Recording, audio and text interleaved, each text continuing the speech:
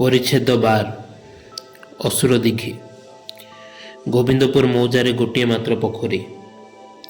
Grammar समस्त लोक एथिरे जल कारोबार करती।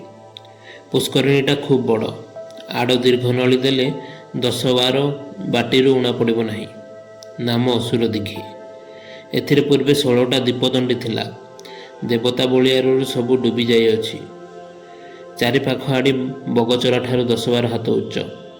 ए पोखरीटी केते कातर, किए खोलाई, एथिरे सठिक वृत्तांत आम्भे माने कहवाक अक्षम। शुणिबारे असुर माने खोलिछंती, असंभव नुहे। एडे बड़ जलकीर्ति जे करिपारे से कि आम्भ मानक परि मनुष्य। ग्रामर 95 वर्षर बुढ़ा एकादशिया तंतिमुहरु पुष्करिणी संबंध में जो इतिहास सारह संग्रह करियछु ताहार संक्षिप्त वृत्तांत एही बाणासुर एही पोखरी खोलाई। से आपण हाथ में कोड़ी गांडुआ धरी खोली नहीं। ताहा हुकुम रे असुर मैंने आसी राति मध्य खोली पकाइले। खोलु खोलु राति पाइगला। दक्षिण ओडिया कोण रे 12-14 हाथ ओसार गोटे मुहाण अच्छी। सेठारे माटी पड़ी पारिला नहीं। दांडरे लोक चालबुल हेलेनी। असुर मैंने एबे जाती कुआड़े? पोखरी मध्य बिल खोली गंगा कूल बाहरी पड़िले। सेठारे गंगा स्नान करी पलाई गले।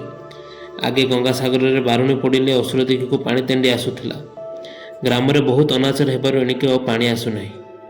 इंग्रेज पढ़ुआ बाबू माने सावधान। आंभ मानक एकादशी चंद्र इतिहास शुणी हसबे नहीं। ताहाले मार्समैन आउ टॉड लेखा रु 8 पणी कहीं उड़ीजीव।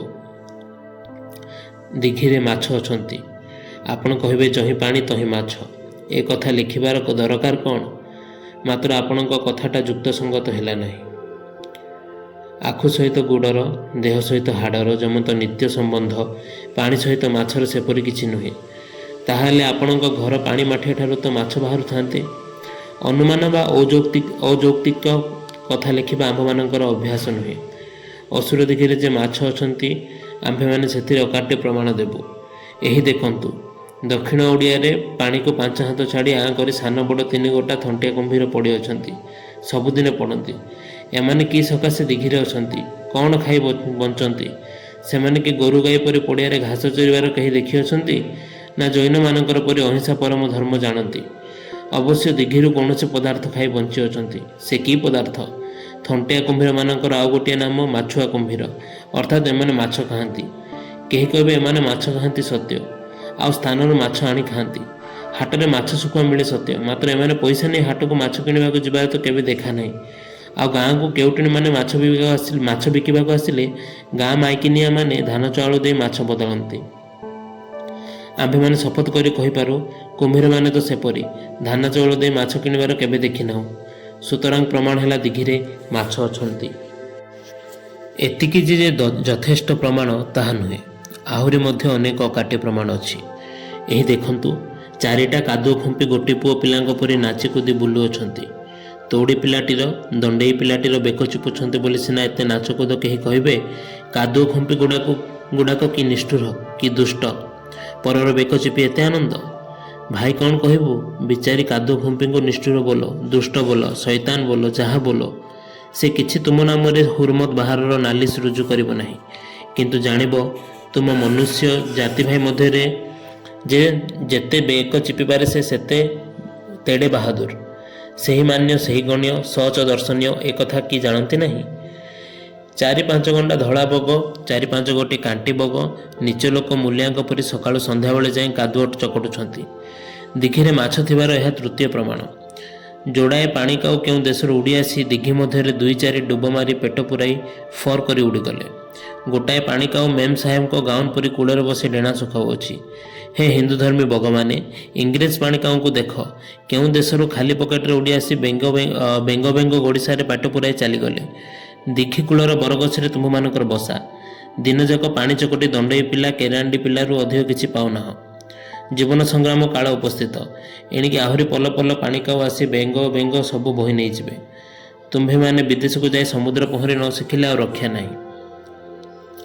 चिल खूब सियाण, भारी होशियार। गुरु गोसाई पर डाल में तुनि हो बसी अच्छी। थरे पानी के झाँपी पड़े जहाँ उठाई निए से तार दिनक कटि जाए। गोसाई माने बरसक जाक पिंडारू ओलांती नहीं। बरस को थरे शिष्य द्वार को झांप मारती। बगचरा ठारू 40-50 हाथ दूर पानी जाए बौलमाला दल सिंगड़ा पूर्ण। से दल मध्य हिंदू घर भुआशुणी परी କଇଁଗୁଡ଼ିକ ରାତିରେ ତୁନି ତୁନି ଫୁଟନ୍ତି, ଦିନବେଳେ ଢାଙ୍କି ଢୁଙ୍କି ରହନ୍ତି। ସେଥିମଧ୍ୟରେ ପାଣି ଶିମୁଳି ଫୁଲଗୁଡ଼ିକ ଅଭିଆଡ଼ି ଝିଅଙ୍କ ପରି ଲାଜ ନାହିଁ, ସରମ ନାହିଁ, ଦିନରାତି ପବନରେ ଫକ୍ ଫକ୍ ଡେଉଁଛନ୍ତି। ପାଣି ଭିତରକୁ ରତା କାଇଁ? ଏମାନେ ଶିକ୍ଷିତା ଖ୍ରୀଷ୍ଟାନ ଲେଡି। କଇଁ ଦଳରୁ ବାହାରି ଗଲେଣି, ପଦ୍ମ ଦଳରେ ମିଶି ପାରିନାହାନ୍ତି। ଦିଘି ମଝିରେ ଦଳ ନାହିଁ। ରାତିରେ ବୁଢ଼ୀ ମଙ୍ଗଳା ଠାକୁରାଣୀ ବୁଲନ୍ତି, ସେଥିସକାଶେ ଦଳ ହୋଇପାରେ ନାହିଁ। ଭାରତ କବିଙ୍କର ସର୍ବସ୍ୱଧନ, ଲକ୍ଷ୍ମୀଙ୍କର ନିବାସ, ସରସ୍ୱତୀଙ୍କର ଆସନ, ବ୍ରହ୍ମାଙ୍କର ଜନ୍ମସ୍ଥାନ ପଦ୍ମବନରେ ପୂର୍ଣ୍ଣ। ଫୁଲଗୁଡ଼ିକ ଠାକୁରାଣୀଙ୍କ ଷୋଳପଣି ଅଧିକାର। ଜଣେ ଲୋକ ଥରେ ଗୋଟାଏ ଫୁଲ ଆଣିବାକୁ ପହଁରି ଯାଇଥିଲା। ଠାକୁରାଣୀ ତାହା ଗୋଡ଼ରେ ଶିକିଳି ଲଗାଇ ପାଣି ଭିତରକୁ ଭିଡ଼ି ନେଲେ।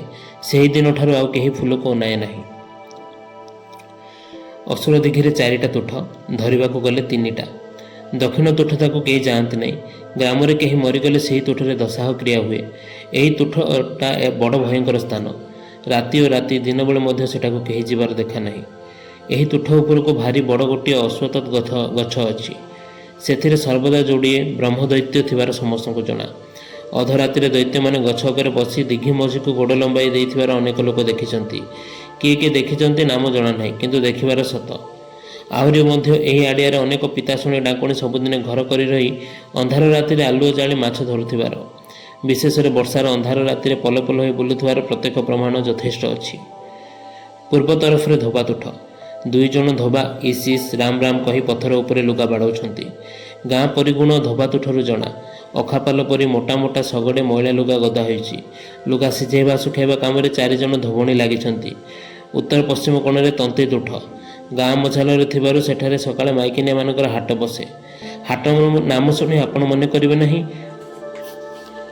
ଯେ ଏଠାରେ ମାଇକିନିଆ କିଣାବିକା ହୁଅନ୍ତି। ପାଟି ଆଉ ଜନତା ସାଙ୍ଗରେ ସମାନ ଥିବାରୁ ହାଟ କହିଲୁ। ରାନ୍ଧୁଣୀ ଗାଧିଆ ବେଳେ ଭାରି ଭିଡ଼ ହୁଏ।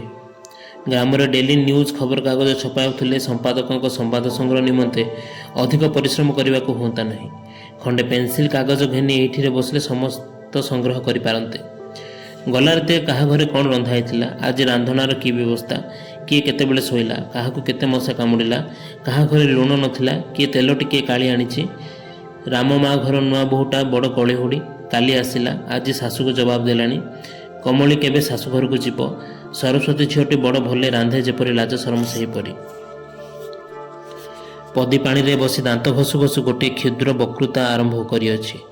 ସାରମର୍ମ, ତାପରି ରାନ୍ଧୁଣୀ ଗ୍ରାମରେ ନାହାନ୍ତି, ଇତ୍ୟାଦି ଇତ୍ୟାଦି ଦରକାରୀ ବେଦରକାରୀ କଥାମାନ ଅବିଶ୍ରାନ୍ତ ଚଳୁଅଛି। କେତେଜଣ ସୁନ୍ଦରୀ ମୁଖର ସୌନ୍ଦର୍ଯ୍ୟ ଆହୁରି ବଢ଼ାଇବା ପାଇଁ ପଣନ୍ତ କାନିରେ ମୁହଁ ରଗଡ଼ୁଛନ୍ତି। ଲକ୍ଷ୍ମୀ ରଗଡ଼ି ରଗଡ଼ି ବସଣୀର ଉପର ନାକ 2 ପୁଡ଼ା ରଙ୍ଗ କରି ପଳାଇଲାଣି। ବିମଳି ପାଣି ପାଖରେ ବସି ଆପଣା ହାତର 22 ପଳିଆ ପିତ୍ତଳ ବାହିବଳା ଅଧବୋଝେ ବାଲି ପକାଇ ସବଳେ ମର୍ଦ୍ଦନ କରୁ କରୁ କୌଣସି ଅଜ୍ଞାତନାମ ଲୋକ ଉଦ୍ଦେଶ୍ୟରେ ଅଭିଧାନ ବହିର୍ଭୂତ ଶବ୍ଦମାନ ପ୍ରୟୋଗପୂର୍ବକ ଏକ ଦୀର୍ଘ ବକ୍ତୃତା ଆରମ୍ଭ କରିଅଛି। ଗଲା ରାତିରେ ତାହାର କଖାରୁ ଗଛ କାହାର ଗୋରୁ ଖାଇଯାଇଥିବା ବକ୍ତୃତାର ବିଷୟ ଅଟେ। ବିମଳି କ୍ରମଶଃ ଗୋସ୍ୱାମୀର ଊର୍ଦ୍ଧ୍ୱତନ 3 ପୁରୁଷ ପ୍ରତି କୁତ୍ସିତ ପଦାର୍ଥ ବିଶେଷର ଖାଦ୍ୟର ବ୍ୟବସ୍ଥା କରି ଗୋରୁର ଅତ୍ୟାଚାରିତା, ଆପଣା ବାଡ଼ିର ଉର୍ବରତ୍ୱ ଏବଂ କୁଷ୍ମାଣ୍ଡ ବୃକ୍ଷର ତେଜସ୍ୱିତା ଓ ଭବିଷ୍ୟତ ଫଳବତା ଏବଂ ଅତି ଶୀଘ୍ର ଗୋସ୍ୱାମୀ ଉପରେ ଭାରି ବିପଦ ପଡ଼ିଲେ ଗୋରୁଟିକୁ ଯେ ବ୍ରାହ୍ମଣକୁ ଦାନ ସ୍ୱରୂପ ଦିଆଯିବ, ସେ ସମ୍ବନ୍ଧରେ ବିବିଧ ପ୍ରମାଣମାନ ପ୍ରୟୋଗ କରୁଅଛି।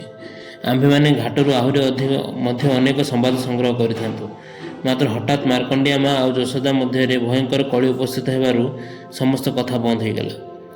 ଯଶୋଦା ପାଣି ମଧ୍ୟରେ ପେଟ ଡୁବାଇ ଦାନ୍ତ ଘଷୁଥିଲା।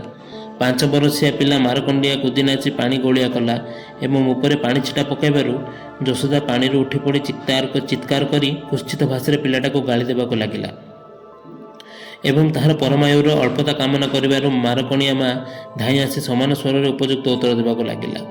ଅବଶେଷରେ ମାରକଣ୍ଡିଆ ମା ପରାସ୍ତ ହୋଇ ପିଲାକୁ ଚାପୁଡ଼ାଏ ମାରି ପାଣି କଳସୀ କାଖରେ ବରବର ହୋଇ ମାରକଣ୍ଡିଆର ହସ୍ତଧାରଣ ପୂର୍ବକ ଗୃହାଭିମୁଖେ ଗମନ, ଭେଁ ଭେଁ କରି ଦାନ୍ତ ନିସିଡ଼ି ମାରକଣ୍ଡିଆର କ୍ରନ୍ଦନ ଇତି ଯୁଦ୍ଧକାଣ୍ଡ। ବଜ୍ର ପଡ଼ିଯାଏ, କିନ୍ତୁ ଘଡ଼ି ଘଡ଼ି ଶବ୍ଦଟା ଆକାଶର ଢେର ବେଳ ଯାଏ ରହେ। କଳି ଭାଙ୍ଗିଲାଣି, କିନ୍ତୁ ସମାଲୋଚନା ଅନେକ ବେଳ ଯାଏ ଚଳିଲା। ଦରବୁଢ଼ୀ ଓ ବୁଢ଼ୀ ମାଇକିନିଆମାନେ 2 ଦଳ ହୋଇ କେହି ମାରକଣ୍ଡିଆର କେହି ଯଶୋଦାର ପକ୍ଷ ସମର୍ଥନ କରିବାକୁ ଲାଗିଲେ। ଆମ୍ଭେମାନେ କିନ୍ତୁ ସମ୍ପୂର୍ଣ୍ଣ ରୂପେ ଯଶୋଦାର ପକ୍ଷପାତୀ। ବିଶେଷ ବିବେଚନା ଓ ସୂକ୍ଷ୍ମ ବିଚାର ଦ୍ୱାରା ବୁଝିଅଛୁ ଉପସ୍ଥିତର ଉତ୍ପାତର ମୂଳ କାରଣ ମାରକଣ୍ଡିଆ। ସେ ସମ୍ପୂର୍ଣ୍ଣ ରୂପେ ଦୋଷୀ। ତାହାର ଅପରାଧ ଅମାର୍ଜନୀୟ। ତାହାକୁ ଆହୁରି ଗାଳି ଦିଅ, ମାର କି ଯାହା କର, ଆମ୍ଭେମାନେ ସେଥିସକାଶେ ଜବାବଦେହି କରିବାକୁ ପ୍ରସ୍ତୁତ ଅଛୁ। ଦେଖନ୍ତୁ, ଜଳ ଲୋକମାନଙ୍କର ଜୀବନ, ପୁଣି ତନ୍ତିତୁଠ। ଜଳ ସମସ୍ତେ ପିଅନ୍ତି। ସେ ଜଳକୁ ଗୋଳିଆ କରିବା କି ସାମାନ୍ୟ ଅପରାଧ? ଦେଖ ତ, ପଣକି ଛୋକଡ଼ି ମାଇକିନିଆ ଗାଧୋଇବାକୁ ଆସିଲେ ପ୍ରାୟ ସମସ୍ତେ ପେଟ ଡୁବାଇ ପାଣିରେ ବସି ଦାନ୍ତ ଘଷିଲେ। ନବଫେନ୍ ଖଣ୍ଡବତ୍ ଶୁକ୍ଳବର୍ଣ୍ଣ ଛେପଖଙ୍କାର ସେମାନଙ୍କ ମୁଖରୁ ବାହାରି ଚାରିଆଡ଼େ ଭାସୁଅଛି। ଈଷତ୍ ଲୋହିତ ପାଟଭଳ ଜିଭଚଞ୍ଚା ମଳି ମଧ୍ୟ ମେଞ୍ଚା ମେଞ୍ଚା ଭାସୁଅଛି। ସେଥିସହିତ ଆଉ କ'ଣ ଭାସୁଛି କି ନାହିଁ ବୋଲାଯାଇ ନ ପାରେ, କାରଣ ସମସ୍ତ ସ୍ତ୍ରୀ ଲୋକ ପଡ଼ିଆରୁ ଆସି ଜଳଶୌଚ କରିଅଛନ୍ତି। ଆଉ ଲୋକ କଥା ଛାଡ଼, ନିଜେ ଯଶୋଦା ସେହିପରି କରୁଥିବାର ତାକୁ ପଚାରିଲେ ସେ ଅସ୍ୱୀକାର କରିବ ନାହିଁ। ଏହା ତ ସନାତନ ପ୍ରଚଳିତ ପ୍ରଥା। ଅପରାଧର କଥା ଯେ ଲୁଚାଇବୁ। ଜଣେ ମସ୍କରା ଲୋକ କହୁଥିଲା, ମାଇକିନିଆମାନେ ପୋଖରୀରୁ ମାଠିଆରେ ଯେତେ ଜଳ ନିଅନ୍ତି ତାହାର ପା ଭାଗ ଜଳ ଛାଡ଼ିଯାଆନ୍ତି। ଏକଥା ଠିକ୍ ସତ୍ୟ ହେଲେ ମଧ୍ୟ ଆମ୍ଭମାନଙ୍କ ଚକ୍ଷୁର ଅଗୋଚର। କେତେଜଣ ଶୋଇବା ହେଁସ କାଚି ନେଇଗଲେ। ସାନ ସାନ ପିଲାଙ୍କର ସେଜ ଅଳ୍ପତା କାମନା କରିବାରୁ ମାରକଣ୍ଡିଆ ମା ଧାଇଁ ଆସି ସମାନ ସ୍ୱରରେ କନ୍ଥା, ଆହୁରି ନାନା ପ୍ରକାର କନାକତରା କଚା ହେବାର ଦେଖାଗଲା। ସେ ଯାହା ହେଉ, ସ୍ତ୍ରୀ ଲୋକମାନେ ଘାଟରେ ଏତେ କାର୍ଯ୍ୟ କଲେ ହେ ମାରକଣ୍ଡିଆ ପରି ନାଚିକୁଦି କେହି କାର୍ଯ୍ୟ କରିନାହିଁ। ନାଚକୁଦ ନ କଲେ କି ପାଣି ଗୋଳିଆ ହୁଏ? ଏଥିସକାଶେ ଆମ୍ଭେମାନେ ବୋଲୁଅଛୁ ମାରକଣ୍ଡିଆର ଅପରାଧ ନିତାନ୍ତ ଉତ୍କଟ ଅଟେ। ତନ୍ତି ତୁଠକୁ 300 କଦମ ଛାଡ଼ି ସାନ୍ତ ତୁଠ। ସକାଳ ଓଳି ଏ ତୁଠକୁ କେହି ସ୍ତ୍ରୀ ଲୋକ ଯାଆନ୍ତି ନାହିଁ। ସମ୍ପୂର୍ଣ୍ଣ ରୂପେ ପୁରୁଷମାନଙ୍କର ଦଖଲି। ବୈଶାଖ ମାସିଆ ଦିନ, ବେଳ 6 ଘଡ଼ି ନହୁଣୁ ଆକାଶରୁ ନିଆଁ ଛିଣ୍ଡି ତାତି ପବନଟା ଦେହରେ ଝାଁ ଝାଁ ବାଜୁଅଛି। ଚାଷ ବିଲରୁ ଧୂଳି ଉଡ଼ି ମାଟିରେ ନିଆଁ ଲାଗି ଧୂଆଁ ଉଡ଼ିଲା ପରି ଜଣାଯାଉଅଛି। ଘାଟରେ ଲୋକ ପୂରିଗଲେଣି। ଅନ୍ଧାର ପକ୍ଷ ପିଛିଲା ଜହ୍ନରାତି 3 ପହର ବେଳେ ଚଷାମାନେ ହଳ ଚୁଚି ଦେଇଥିଲେ। ସମସ୍ତଙ୍କର ହଳ ଫିଟିଲାଣି। କେହି ଘର କାନ୍ଥରେ ଲଙ୍ଗଳା ଅଜାଇ ଦେଇ ତେଲ ଟିକେ ମୁଣ୍ଡରେ 5 ଆଙ୍ଗୁଳିଆ କରି ଦେହରେ ବୋଳି ହୋଇ ଆସିଅଛି। କାହା କାନ୍ଧରେ ଅର୍ଦ୍ଧ ଅଙ୍ଗୁଳି ମୋଟା ତୋରାଣୀ ପକା ଗାମୁଛା, କେହି ନିର୍ଗାମୁଛା। କେତେଜଣ ବାହାରେ ବାହାରେ ବିଲରୁ ଆସି ଘାଟରେ ବଳଦ କାନ୍ଧରୁ ଜୁଆଳି ବାହାର କରି ରଖି ପାଣିରେ ପଶିଗଲେ। କେତେ ହଳ ବଳଦ ପେଟେ ପେଟେ ପାଣି ପିଇ କୂଳରେ ଚରୁଛନ୍ତି। କେତେଜଣ ଶୁଖିଲା ଦାନ୍ତକାଠି ଚୋବାଇ ଚୋବାଇ ଆସି ପାଣିରେ ପଶି ଜିଭ ଛେଲି କୂଳକୁ ଦାନ୍ତକାଠି ଫୋପାଡ଼ି ଦେଲେ। ତୁଠ 2 ପାଖରେ ଅଧଶଗଡ଼େ ଶୁଖିଲା ଦାନ୍ତକାଠି ଜମା ହୋଇଅଛି। ପୁରୁଷ ଲୋକମାନେ ଯେ ତୁନି ତୁନି ଗାଧୁଅନ୍ତି ତାହା ନୁହେଁ। ମାଇକିନିଆମାନଙ୍କର ପରି ଢେର କଥା କହନ୍ତି, ମାତ୍ର ସେହି ଏକ ରକମ କଥା, ସେହି ପୁରୁଣା କଥା। ସେଗୁଡ଼ାକ ଲେଖିଲେ କ'ଣ ହେବ? କିଆ ଗହୀରରେ କେତେ ପଣି ବୁଣା ସରିଲାଣି। ବରଚକା ଆଜି ଦୋହଡ଼ା ସରିଲା। ରାମା ବଡ଼ ଗହୀରରେ ଅଖି ମୁଠି ପକାଇଲା। ଭୀମା ବଳଦ ଚଞ୍ଚଳିଆ। ସାଆନ୍ତଙ୍କର ଧଳା ବଳଦ ଯୋଡ଼ାକ ବଳଦ ନୁହନ୍ତି ତ, ଯୋଡ଼ାଏ ହାତୀ ପିଲା। ମୁଁ କସରା ବଳଦାଏ କିଣି ମୁଠାଏ ଟଙ୍କା ପାଣିରେ ପକାଇ ଦେଇଛି। ସାଆନ୍ତ ଘର କରଜ ଅମାର ଏହି ମାସରେ ଫିଟିବ। ଏହି ମାସ 15 ଦିନରେ ଶ୍ରବଣା ପଶିବ। ନାହାକ କହିଛି ଲଗାଣ ଦେବ। ଏସବୁ କଥା ସମସ୍ତଙ୍କୁ ଜଣା। ଅଧିକ କରି କ'ଣ ଲେଖିବୁ?